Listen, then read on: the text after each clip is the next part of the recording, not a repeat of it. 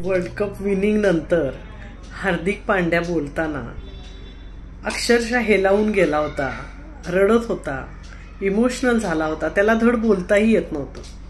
आणि त्यावेळी तो एक वाक्य बोलला कि अब मुझे मेरे बुरे दिन याद आ रहे हैं, तब लोग मुझ पर हंस रहे थे, मुझे बोल रहे थे, लेकिन ऊपर वाले ने मुझे ये चांस दिया, मौका दिया और मैंने सबका जवाब दे दिया।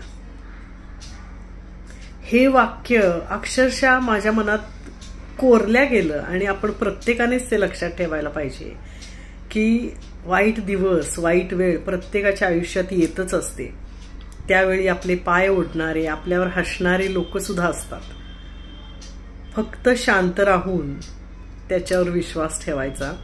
अशा लोकांना उत्तर देण्याची संधी परमेश्वर आपल्याला नक्की देतो।